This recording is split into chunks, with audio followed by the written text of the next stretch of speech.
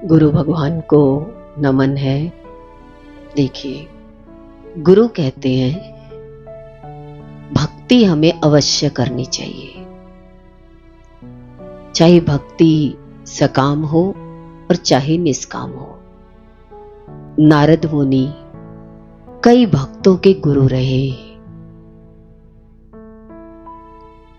उन्होंने हमेशा भगवान का नाम का मंत्र दिया। जैसे पहले प्रहलाद के गुरु रहे और फिर ध्रुव के। इन दो बच्चों के भी गुरु रहे। प्रहलाद कैसे थे? प्रहलाद निष्काम कर्म करते थे। उन्हें सर्वत्र भगवान के दर्शन होते थे। खंबे में भी भगवान प्रकट दिखा दिया। सर्वत्र कह रहे थे कि परमात्मा है। वो निष्काम भक्त है। जैसे हम देखते हैं कि शिवरात्रि आई, उसमें लोग भक्ति करते हैं। माता रानी के दिन आए, उसमें लोग भक्ति करते हैं। इसे सकाम भक्ति कहते हैं। निष्काम क्या है? निरंतर भगवान के ध्यान में रहना। अब निरंतर तो भगवान के ध्यान में रह नहीं पाते, क्योंकि संसार के बहुत सारे कर्म हमारे पीछे लगे हुए हैं। शरीर के कर्म हैं, मानसिक कर्म हैं, धन कमाने जाना है, तो थोड़ा ही सकाम कर्म हो पाता है। और निष्काम कहते हैं जहां जाओ वहां परमात्मा है। अब इतना भाव हमारा बन नहीं पाता। कारण क्या है? पिछली कर्म प्रारब्ध के कारण वो प्रेम का, वो भगवत भाव नहीं बना रहता। अब कारण तो ये समझ में आ गया कि पिछली प्रारब्ध है। गुरु के एक बार कहने से हमें भगवत दर्शन नहीं होते। नहीं तो छोटी उम्र में प्रहलाद को भगवान के दर्शन हो गए। अपने पिता को भी भगवान के दर्शन करा रहे हैं। पर हम तो देखते हैं कि अपने लिए ही हम इतनी भक्ति नहीं कर पाते। निष्काम तो बहुत दूर की बात है। दूसरे के लिए तो कैसे निकलेंगे कि दूसरे को भगवान के दरवाजे पर लगा दें। उतना समय तो किसी के पास है ही नहीं। अपने आप के लिए ही समय निकाल ले, बहुत बड़ी बात है। इसलिए कहा जाता है कि सकाम भक्ति को करते रहिए। जो दिन भी आपको लगे कि आज भगवान का दिन है, तो उस दिन पूरा दिन भगवत भाव रखिए। उससे भी आपको लाभ प्राप्त होगा। पर इंसान देखिए, उस दिन भी इतने काम ढूंढ लेगा कि आज कितने सारे काम हैं।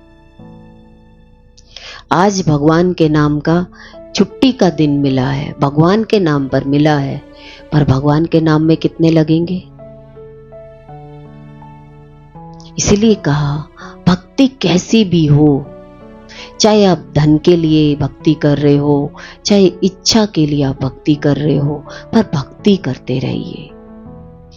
हठ योग हमें बताता है, जैसे एक बच्चा हठ कर लेता है कि मुझे तो ये चाहिए ही चाहिए, तो माता पिता को वो चीज उसे दिलानी ही पड़ती है। ऐसे ही हमारा भगवान के साथ हठ योग होना चाहिए। जब हम हठ योग करते हैं तो हमारे शरीर की पिछली प्रारब्ध जो 10 साल में कटनी थी, वो 10 दिन में कट जाएगी। पर इतनी भक्ति आप करेंगे हठ से, तो आपके अंदर से परमात्मा आपके पिछले कर्मों को पूरा कराएगा।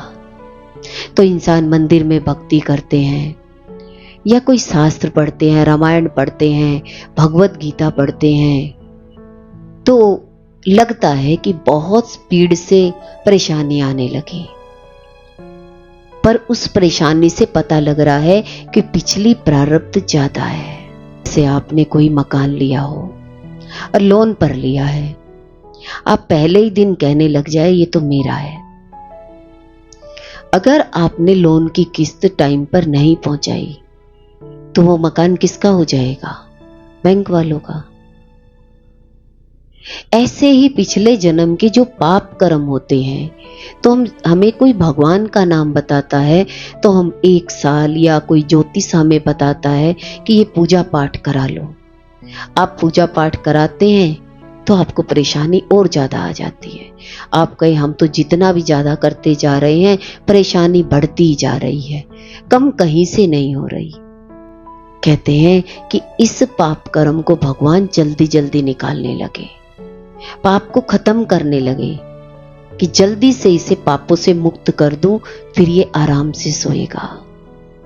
जैसे कोई बुखार चढ़ जाता है, निमोनिया हो जाता है। निमोनिया होता क्यों है? क्योंकि अंदर बुखार रह जाता है, जल्दी दवा कर देते हैं तो वो बुखार अंदर से फूट कर निकलता है। ऐसे ही जब हम भगवान का नाम लेते हैं तो भगवान स्पीड से हमारे पाप कर्मों को आगे कर देता है कि एक ही बारी में तकलीफ दूर हो जाए। और जल्दी ही इसकी तकलीफ दूर हो गई तो कम से कम ये आराम से तो सोएगा। एक बच्चा नॉर्मल डिलीवरी होती है तो डॉक्टर के पास जाते हैं, सबको पता है डॉक्टर पेन को बढ़ाएगा, और वो इतना बढ़ा देता है कि जल्दी से बच्चा पैदा करके मुक्त हो जाए।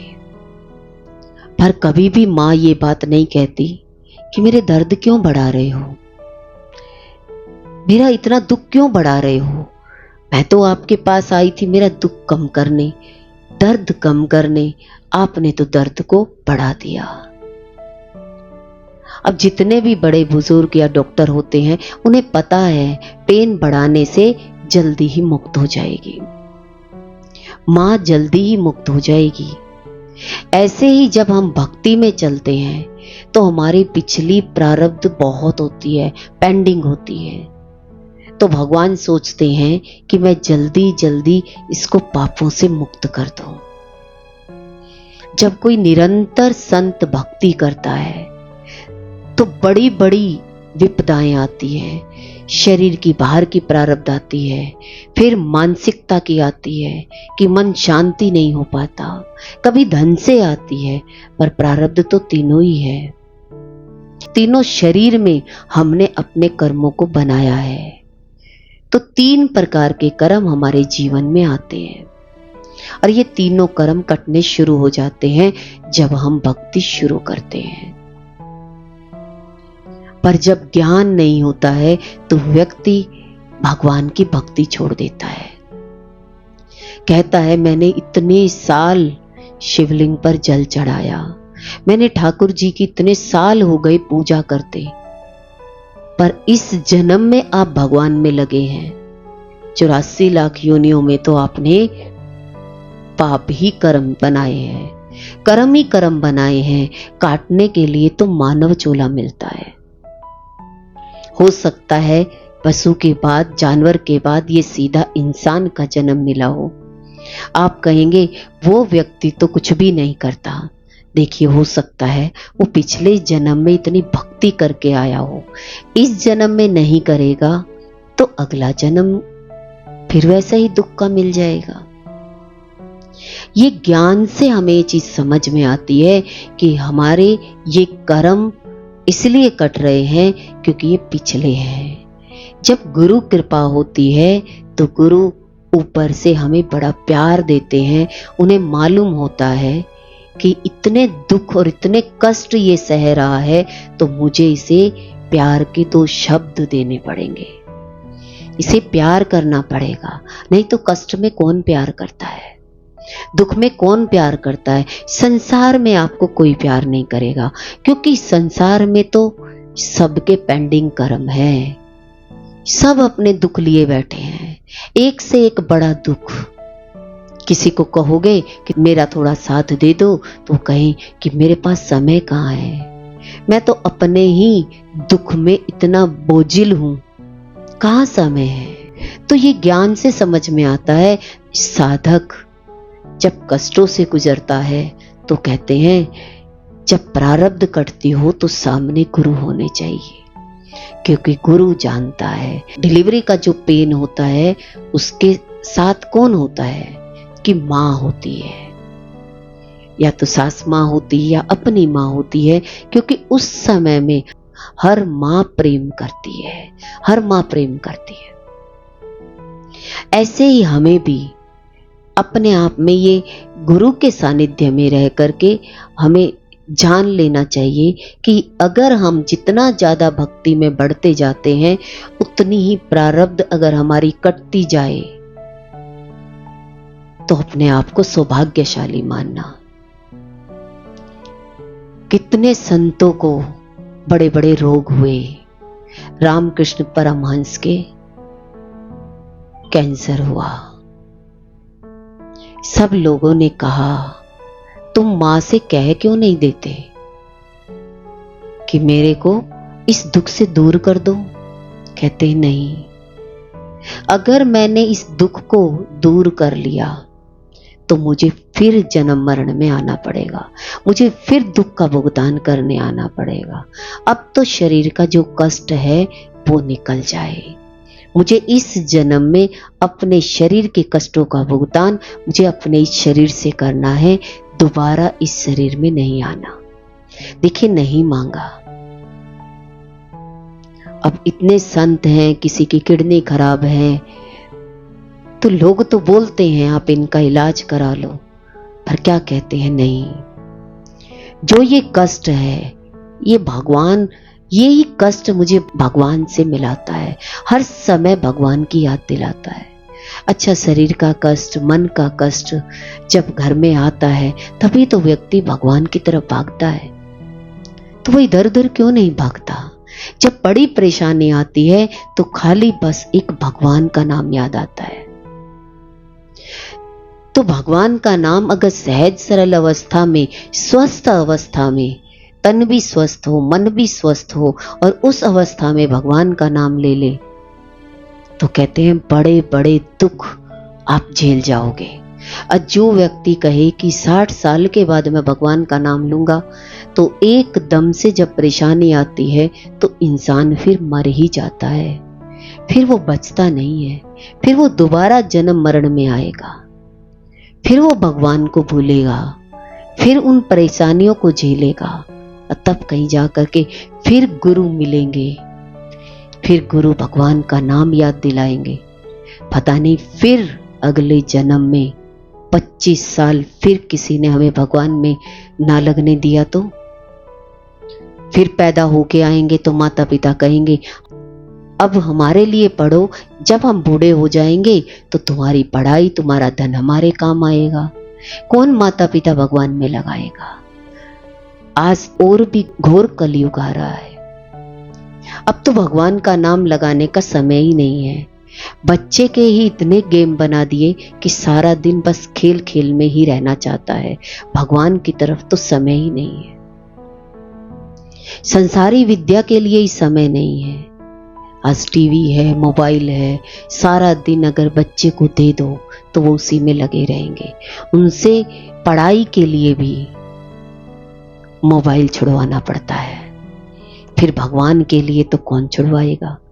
कहेगा रहने दो, चलो बच्चा शांत तो बैठा है ना, खेल तो रहा है, इसे खेलने दो। भगवान की तरफ कोई नहीं लगाएगा।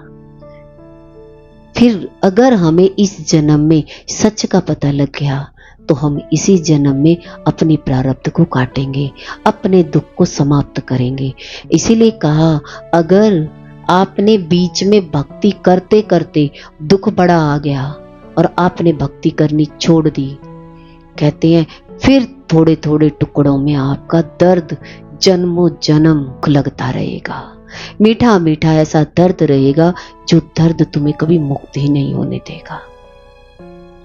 उस पेनफुल लाइफ से तो अच्छा है अपना जीवन भगवान में लगा करके जन्मों जन्मों के कर्जों से मुक्त हो जाए। थोड़ा सा कान में दर्द हो जाए तो रातों की नींद उड़ जाती है, दांत में दर्द हो जाए तो चैन नहीं आता, उसी समय इलाज चाहिए। तो कहते हैं पता नहीं इस शरीर से क्या क्या कर्म करके आए हैं, किसको दांतों से काटा है, किसको दृष्टि से गलत देखा है, किसको कानों से किसी संत की चर्चा गलत सुनी है। ये हमारी प्रारब्ध बन जाती है। और ज्यादा प्रारब्ध तो हमारी आंख, कान, जीवा से बनती है। शक्ति इतना ज्यादा नहीं करता जितना आंखों के द्वारा, कानों के द्वारा, जीवा के द्वारा अपने कर्मों को बनाता है। और इन्हीं इंद्रियों के द्वारा ही हमें अपने कर्मों को काटना पड़ता है। कैसी भी हम भक्ति कर रहे हैं, हमें समानता होनी चाहिए। चाहे निष्काम भक्ति कर रहे हैं और चाहे हम सकाम भक्ति कर रहे हैं, दोनों में समानता होनी चाहिए। ये नहीं सोचनी चाहिए कि निष्काम भक्त ही ज्यादा अच्छा है, सकाम भक्त भी अच्छा है।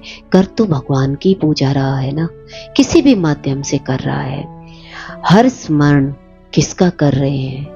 देखिए, अभिषेक कर रहे हैं तो स्मरण तो भगवान का ही है। चाहे आप निष्काम कर रहे हो और चाहे आप सकाम कर रहे हो, भगवान का ही तो काम कर रहे हो।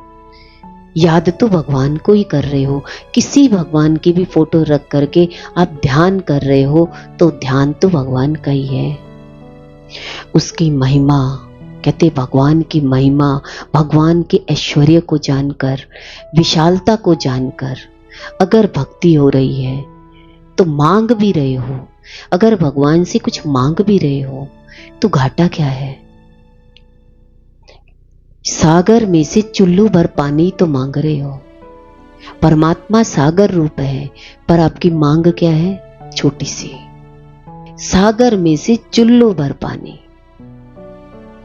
तो कहते हैं मांगो तो भगवान से मांगना, दुनिया के आगे हाथ मत पसारना। अपनी दिल की बात कहना तो भगवान के आगे कहना, किसी और के आगे नहीं। गुरु ही हमारे भगवान हैं। वो हमारे प्यार को समझते हैं, वो हमारे दुख को समझते हैं, वो जानते हैं अनजाने में कोई गलती हो गई, उस गलती का भुगतान हो रहा है। पर वो कभी किसी को ये नहीं कहते कि तुमने कुछ गलती करी है। गुरु में यही खासियत है। संसारी को पता लग जाए कि इस व्यक्ति को कष्ट है तो उसे बोल बोल के मार देगा, तेरे कर्मों की सजा है। पर गुरु कभी नहीं कहते, कहते हैं ये जीवन भी, ये समय भी निकल जाएगा, ये दुख का समय है। देखिए, भगवान का जन्म हुआ, भगवान कृष्ण का जन्म हुआ, कहां हुआ? जेल में। रोए क्या? माता पिता रोए क्या? भगवान जेल में प्रकट हुए। हमारा जन्म तो जेल में नहीं हुआ। हमारे साथ तो इतनी सारी राक्षसनियां नहीं आई, पैदा होते ही नहीं आई। भगवान के सामने तो इतनी आई। हमें भगवान का पूरा ज्ञान होने के बाद भी हम छोटे छोटे दुख से इतने परेशान हो जाते हैं। उनके सामने तो पूतना आ गई, जहर पिलाने। देखिए, पूरी दुनिया भगवान के जन्म पर उत्सव मना रही है और उसी भीड़ में पूतना आ रही है। देखिए, अब भगवान प्रकट हो तो वहां पूतना का क्या काम? क्या भगवान से भी नफरत करने वाला कोई हो सकता है? कहते हैं जिसके बहुत ज्यादा पाप कर्म होते हैं, बहुत ज्यादा होते हैं, तो वो सोचते हैं कि भाई हम इतनी जल्दी तो भगवान के पास पहुंच नहीं पाएंगे, तो वो गलत सोच के भगवान के नजदीक चले जाते हैं। तो भगवान मेरे को कम से कम मारने तो आएंगे। और भगवान ने पूतना को भी मुक्त किया। इतनी भीड़ में देखी, और सारे देवी देवता भगवान के प्रकट होने पर दरवाजे पर आ गए। शिव दरवाजे पर बैठ करके डमरू बजा रहे हैं भगवान का दर्शन करने के लिए। लोग कहते हैं पता नहीं कैसा बाबा है, अपने बच्चे को बाहर मत निकालना। देखिए, कोई जानता है भगवान बैठे हैं? किसी को पहचान है? ना जाने किस रूप में भगवान तेरे घर आ जाए। जब आपका ध्यान, आपका प्रेम जब भगवान से हो जाता है तो भगवान किसी भी रूप में आ सकते हैं। हो सकता है आपकी दृष्टि ना हो, इतने पुण्य ना हो, पर भगवान आप पर खुश हो जाए, भगवान आप पर खुश हो जाए। और जब भगवान खुश होते हैं तो भगवान साक्षात गुरु को दरवाजे पर भेज देते हैं कि जाओ मेरे बच्चे की संभाल करके आओ, उसे मेरी याद दिला के आओ, वो रो रहा है। भगवान की कृपा होती है जब गुरु घर पर आते हैं, जब गुरु का असीम प्रेम होता है तो गुरु का ज्ञान समझ में आने लग जाता है। और जब ज्ञान समझ में आ जाता है तो गुरु साक्षात अंतःकरण में अपना दर्शन करा देते हैं, जैसे भगवान कृष्ण ने अर्जुन को दर्शन कराया पूरे कुरुक्षेत्र के मैदान में। देखिए, पूरा युद्ध का मैदान है। हम तो घर में थोड़ा सा युद्ध हो जाए तो हम सबसे पहले भगवान को छोड़ेंगे, और वहां तो कुरुक्षेत्र में देखिए खुद लड़ रहा है रथ पर खड़ा हुआ, और भगवान उसको दर्शन करा रहे हैं। देखिए कैसी कृपा, कैसा अर्जुन का प्रेम रहा होगा, कितना प्रेम रहा होगा कि भगवान को प्रकट होना पड़ा। क्या और किसी को दिखाई दे रहा था, पर अर्जुन को दिखाई दे रहा था। जब अर्जुन को भगवान दिखाई दिए तो उसने सारे रिश्तेदार नातेदार को अपने अंतःकरण से निकाल दिया और भगवान को प्रकट होते हुए देखा, विराट रूप परमात्मा का देखा कि भगवान के अंदर से ही इस सृष्टि का जन्म हो रहा है, जन्म भी इधर से हो रहा है और मरण भी इधर ही हो रहा है। एक तरफ से जन्म दिखाई दे रहा है, दूसरी तरफ से मरण दिखाई दे रहा है, बस सब भगवान के मुख में जा रहे हैं। ऐसे ही गुरु हमें ये ज्ञान देने के लिए आते हैं। अगर हमारी प्रारब्ध पूरी हो गई होगी तो हमें गुरु का ज्ञान समझ में आ जाएगा।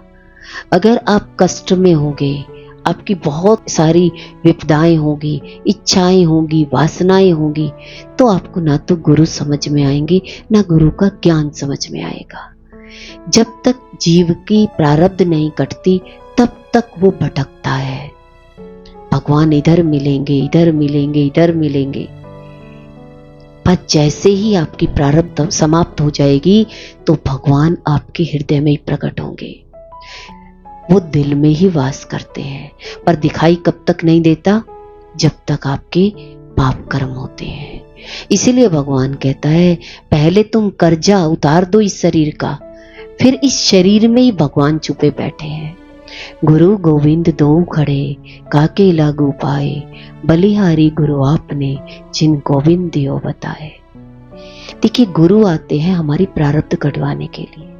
कहते तुम परमात्मा स्वरूप तो हो ही, पर तुम्हारे जीवन में जो कष्ट आते जाएंगे, इन कष्टों में मैं तुम्हारी हेल्प करने आता हूं, तुम्हारी सहायता करने आता हूं। अच्छा, तुम्हारे प्रारब्ध खत्म हो जाएंगे, तुम अपने ही अंदर अपने स्वरूप को देखोगे कि तुम कौन हो। तुम जान जाओगे कि मैं कौन हूं। आप अपनी आत्मा का दर्शन करोगे। देखिए, अगर ऐसी कोई आपने प्रार्थना की है, याचना की है, आपकी कोई इच्छा है या आपकी कोई वासना है, तो वही पूरा करेगा। कौन पूरा करेगा? गुरु ही हमारी सारी इच्छाओं और वासनाओं को पूरा करते हैं, क्योंकि स्पीड तो वही बढ़ाएंगे। ऐसा हो सकता है कि जब भगवान से याचना करें तो पहले भगवान आपकी पात्रता को साफ करे, पात्रता लेकर आए। देर इसलिए लग जाती है भगवान को, बर्तन खराब हो और भगवान प्रकट हो जाए, ऐसा हो सकता है। एक साधारण दूध को आप साफ पात्र में डलवाना चाहते हो, तो फिर भगवान को, तो जब हम भगवान की तरफ जाते हैं तो हो सकता है भगवान पहले आपको आपके पात्र को साफ करे, शरीर को साफ करे, फिर आपको योग्य बनाए। किसके? कि भगवान आपके हृदय में प्रकट हो, ऐसा आपको अधिकारी बनाए, आपको तपाए, आपकी तपस्या कराए, आपकी परीक्षा भी ले, आपके धैर्य को देखे। तो कोई भी होगा, आप किसी भी फील्ड में जाते हो, पहले आपका टेस्ट ही होगा। बच्चे का भी देखिए, स्कूल में एडमिशन कराते हैं तो क्या कहते हैं, बच्चे को कुछ बोलना नहीं आता, तब भी टीचर कहते हैं आपके बच्चे को हम टेस्ट करेंगे, इंटरव्यू लेंगे कि ये बोलता भी है या सही ढंग से नहीं है, बैठता है उठता है। देखिए स्कूल में गया भी नहीं है, तब भी अच्छे स्कूल में रजिस्ट्रेशन के लिए बच्चे का देखिए इंटरव्यू लिया जाता है, बुलाया जाता है और उससे सब कुछ पूछा जाता है। पर अगर उस एडमिशन ना हो तो क्या कारण रहा, तो पेरेंट्स को पता होता है कि बच्चा बोला है नहीं टीचर के सामने। अब पैसा भी है, पेरेंट्स भी पढ़े लिखे हैं, पर बच्चा नहीं बोला तो एडमिशन नहीं हो सकता। ऐसे ही जब हम भगवान के मंदिर में जा करके भगवान से प्रार्थना करते हैं, हम गुरु के सामने नहीं, हम कहेंगे गुरु तो कमी निकाल देंगे, हमें आगे बढ़ने नहीं देंगे। आप भगवान के पास जाएंगे तब भी भगवान आपकी परीक्षाएं लेंगे, आपको तपाएंगे। वो क्या करेंगे, कोई न कोई पंडित मंदिर में बैठा होगा, वो क्या कहेगा, आप 41 दिन तक चलिया लो, यहां जोत जगा के जाओ। तो पंडित जी के मुख से किसने बताया कि आपको 41 दिन तक यहां जोत जगानी है? भगवान ने ही तो कहा होगा ना, तो तपाना होगा। तो तपस्या करवाते हैं भगवान भी। आप किसी के पास चले जाएं, सब भगवान का नाम देंगे। कोई कहेगा सुंदरकांड का पाठ करो, वो भी तप है। बैठना तो आपको पड़ेगा, सिटिंग भी देनी पड़ेगी, फिर पढ़ना भी पड़ेगा, फिर पढ़ना भी सही आना चाहिए, वो गलत नहीं होना चाहिए। इसीलिए कहा जब भगवान से भी प्रार्थना करोगे तो भगवान आपका पात्र तैयार करेंगे, आपको अधिकारी बनाएंगे। ऐसे ही भगवान प्रकट होने लगे तो भगवान की वैल्यू तो खत्म ही हो जाएगी। भगवान इतने सस्ते हैं क्या? हमने भगवान को इतना सस्ता मान लिया, हम ये करेंगे और भगवान प्रकट हो जाएंगे। फिर तो संतों को जंगलों में जाकर तपस्या क्यों करनी पड़ी? सारा काम धंधा संसार का छोड़ करके क्यों भगवा वस्त्र डाल करके परमात्मा का नाम लेना पड़ा? संसारी तो सोचता है हम तो ये करेंगे, हमें तो वहां दिख गए भगवान। भगवान तो पहले ही दिन कह रहे हैं सर्वत्र है, और जिस दिन आपको दिखाई देगा तो आपके अंदर ही दिखाई देगा। कहां दिखाई देगा? आपके अंदर ही परमात्मा दिखाई देगा। ये सच है कि भगवान है, धरती पे रूप सदगुरु का, उस विधाता की पहचान है। भगवान की तरफ तो हमें गुरु ही लेकर जाते हैं। और बताओ कितने रिश्तेदारों ने हमें भगवान से दूर करना चाहा या भगवान के पास लाना चाहा। परम हितैषी हमारे कौन है? कौन है परम हितैषी हमारे? गुरु हैं। गुरु चाहते हैं हमारा अच्छा भाग्य, हमारा जीवन अच्छा बने। नहीं तो घर वाले तो एक ही बात कहेंगे, इतना काम पड़ा है, भगवान की क्या भागने की लग रही है? भगवान कहीं भागे जा रहे हैं क्या? पर भगवान जानते हैं कि तुम्हारी प्रारब्ध है। क्या है? तुम्हारी इतनी प्रारब्ध है, इतनी आसानी से तुम भगवान में लग नहीं सकते। तो गुरु भी यही कहते हैं, पहले घर वालों का कहना मानो। क्यों? क्योंकि मैंने जल्दी ही तुम्हें भगवान का ध्यान करा दिया तो तुम मुझे छोड़कर भाग जाओगे, तुम भगवान में नहीं लगोगे। इसीलिए भगवान ने भी तपस्या का मार्ग दिया। चाहे आप कुछ भी करिए, सकाम भक्ति दी कि आप निरंतर कितने सालों तक सकाम भक्ति करनी पड़ेगी, तब कहीं जा करके गुरु के सानिध्य में निष्काम भक्ति होती है। सर्वत्र परमात्मा तो गुरु ही दिखाते हैं। जब आपके अंतःकरण में आपने भगवान के दर्शन हो जाएंगे, उस दिन आपको सर्वत्र भगवान दिखाई देंगे। उससे पहले तो हमारी सकाम भक्ति है। याचना काल में किसी और को नहीं, भगवान को ही पुकारना। प्रार्थना करो तो भगवान के सामने ही करना। मंत्र होठों से, जो मंत्र होठों से करते हैं उसे उपांशु कहते हैं। जैसे हरिओम हरिओम, और कहते हैं अजपा जप मंत्र अच्छा होता है, कहते हैं सिद्ध होता है। कहने का भाव यही है कि इंसान अजपा जप करे, निरंतर जप को करता रहे, कभी मंत्र को छोड़े नहीं। मंत्र छोड़ने के लिए कभी नहीं मिलता। इसलिए कहा जाता है कि जिस मंत्र में ओम लगा हुआ है, जैसे ओम नमो भगवते वासुदेवाय, ये 12 अक्षर का मंत्र है। ये संपूर्ण कार्य की सिद्धि करता है और ये संपूर्ण कामनाओं की भी सिद्धि करता है और भगवत प्राप्ति में भी सहायक है।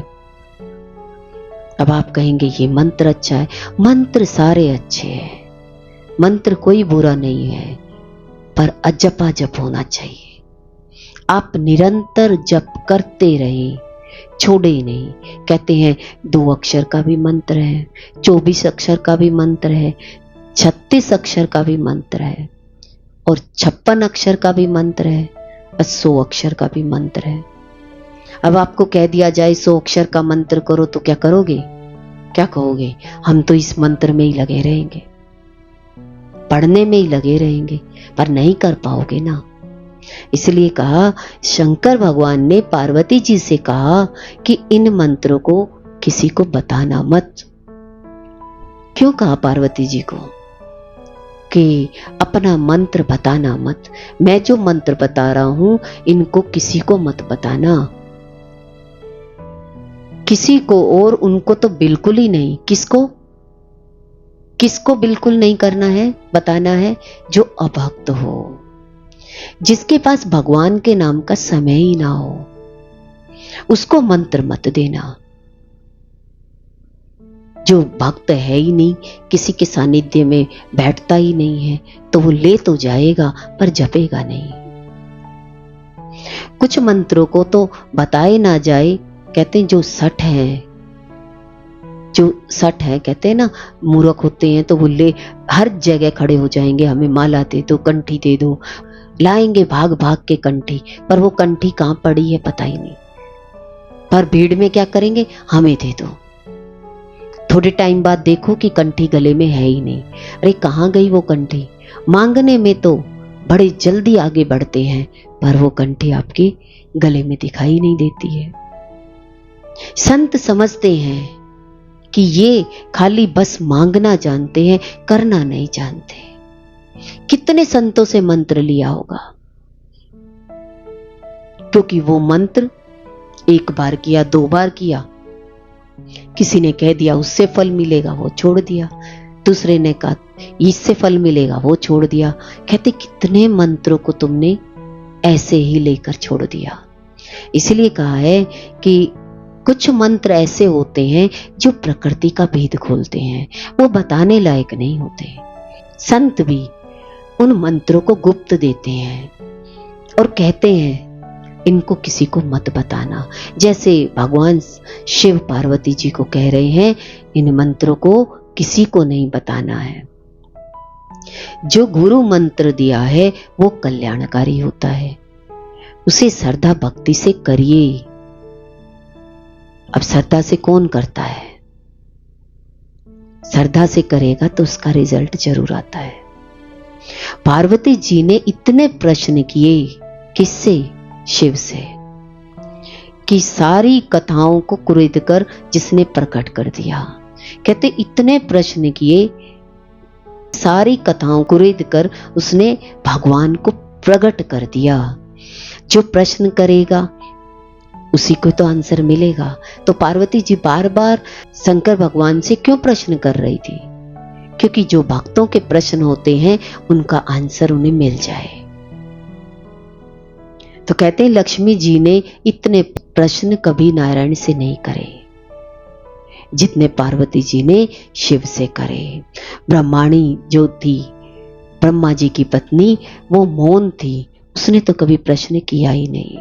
सीता जी ने राम से कभी प्रश्न नहीं किया, पूछा ही नहीं ऐसा क्यों हो रहा है।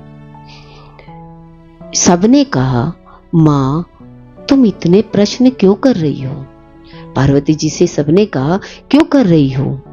ये सब पार्वती जी कहती हैं भगवान ये सब जानते हैं कि मैं भक्तों के कल्याण के लिए प्रश्न कर रही हूं। इन सब भक्तों के ये प्रश्न हैं, ये आपसे पूछ नहीं पा रहे, मैं इनके प्रश्न आपसे पूछ रही हूं, इन भक्तों को ये आंसर मिल जाए। जो भक्त आपके सामने बैठे हैं, इनकी इच्छाएं हैं, ये बोल नहीं पा रहे हैं, तो इनका शंका का समाधान हो जाएगा।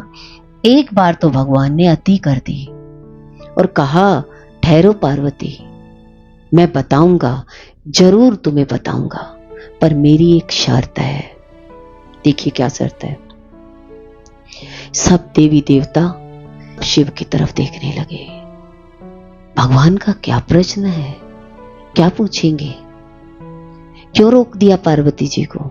कहा, पार्वती, मैं सब बताने के लिए तुम्हें तैयार हूं, पर अनाधिकारी को मत बताना। ये ऐसे मंत्र है, इनका दुरुपयोग भी हो सकता है। ऐसे मंत्र तो गुरु अधिकारी को देते हैं। पार्वती ने कहा, हम ध्यान रखेंगे इस बात का। देखिए, गुरुओं के माध्यम से विद्या ली जाए, महाविद्या, श्री विद्या, ब्रह्म विद्या, परम विद्या के प्रकाशन के लिए यहां तक कह दिया कि अगर कोई सर मांगे, राज्य मांग दे, मना कर दो। कहते हैं कि अगर महाविद्या, श्री विद्या और ब्रह्म विद्या के लिए कोई आपसे ये मांगने लग जाए, वो विद्या मत देना। उसके बदले में चाहे आपका सर मांगे तो सर दे देना, राज्य मांगे तो राज्य दे देना। कि ब्रह्म विद्या देने लायक नहीं है, यह अधिकारी को देने लायक है। आत्मज्ञान अधिकारी को दिया जाता है। तो कहते हैं, इन्हें सब कुछ दे देना, इनकी सबकी इच्छा पूरी कर देना, सारा राज्य दे देना, सारी संपत्ति बांट देना, आखिर में अगर सिर भी मांगे ना, वो भी दे देना। भगवान ने कहा पार्वती से, पार्वती ने कहा गुरुजनों से, और गुरुजनों ने अधिकारी को देने को कहा। अधिकारी को ही मंत्र देना, मंत्र ऐसे देने लायक नहीं होता। हम तो सोचते हैं गुरु जाते ही हमें मंत्र दे दे। मंत्र तो अधिकारी को दिया जाता है। नहीं तो कह दिया, पार्वती बड़ी व्याकुल हो गई कि ऐसे तो ये सारे भक्त ऐसे ही रह जाएंगे।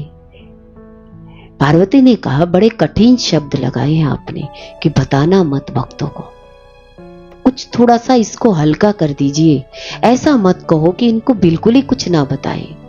तो कहा, भगवान ने कहा, सब ठीक है, तो मंत्र को दे देना, इन्हें कह देना हरिओम कर ले, ओम ओम कर ले।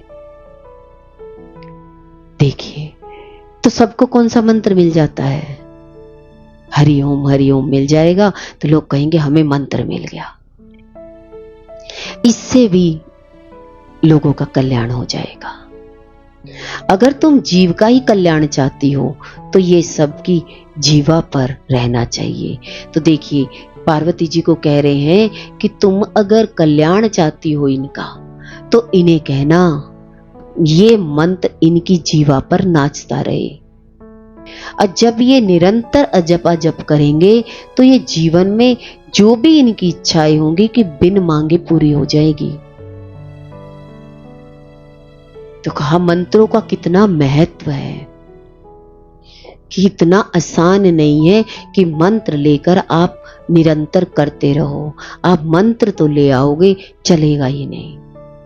कोई चीज ले तो आते हो पर चला ही नहीं सकते। सब आसान काम लगता है।